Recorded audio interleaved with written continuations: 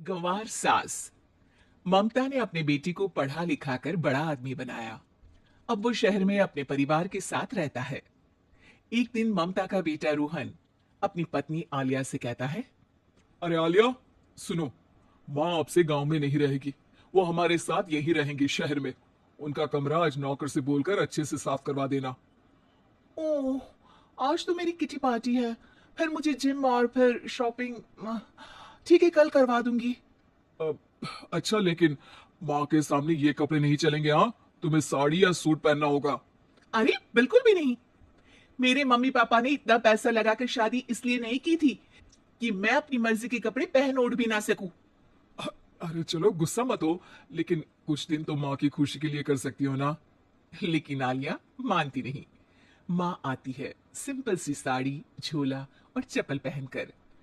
अरे रोहन, मैं इनके साथ कैसे रहूंगी? मेरी फ्रेंड्स क्या कहेंगी? ये तो पूरी गंवार लग रही है। आलिया, माँ गांव में रहती थी इसलिए ऐसी हैं। तुम आज ही माँ के साथ जाकर उनकी पसंद की शॉपिंग करवा देना। इनके साथ घर के अंदर रहना मुश्किल है, बाहर तो मैं कभी भी ना जाऊं। रोहन को आलिया पर गुस्सा आ जाता है। माँ, ओ माँ।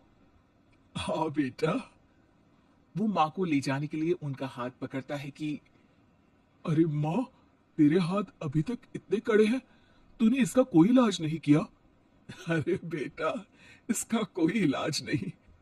वैसे भी मुझे कोई शर्म नहीं कि मेरे हाथ मुलायम नहीं है, क्योंकि इन्हीं हाथों से मेहनत कर मैंने तुझे बनाया है बेटा। अगले दिन।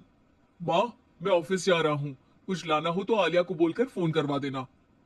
रोहन के जाने के बाद, आप ना आज कमरे में ही रहिएगा। घर में पार्टी है, मेरी सहेलियां आ रही है। मैं उन लोगों के सामने आपको नहीं ला सकती हूँ। ठीक है बहू, लेकिन तुम कहो तो मैं कुछ खाने को बना दूं तुम लोगों की पार्टी के लिए। वो लोग सिर्फ कॉन्टिनेंटल या थाई फूड ही खाते हैं। कोई बात नहीं, कभी इंडियन खिलाने वाला कोई मिला नहीं होगा ना। मैं बनाकर कमरे में चली जाऊंगी। जैसे आपकी मर्जी। आलिया के घर उसकी दोस्त आती है, पार्टी होती है। अरे वाह आलिया, ये क्या है खाने में? बड़ा ही स्वादिष्ट है यार, इसकी रेसिपी मुझे चाहिए। हाँ, और ये दाल, ओ माय गॉड, मैंने तो किसी फाइव स्टार में भी ऐसी दाल नहीं खाई है। यार तू कुक को यहाँ बुलाना। अब आलिया घबरा जाती है। हाँ हाँ हाँ, क्यों नहीं? माँ जी जरा बाहर आइए। आलिया की सास सिंपल सी साड़ी और गांव के अंदाज में आती है। अरे बहू, क्या हुआ? खाना पसंद नहीं आया क्या? बहू?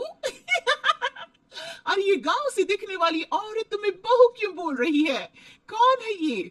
वो हमारी नई नौकरानी है। सास बहू की बात सुनकर बहुत दुखी हो जाती है।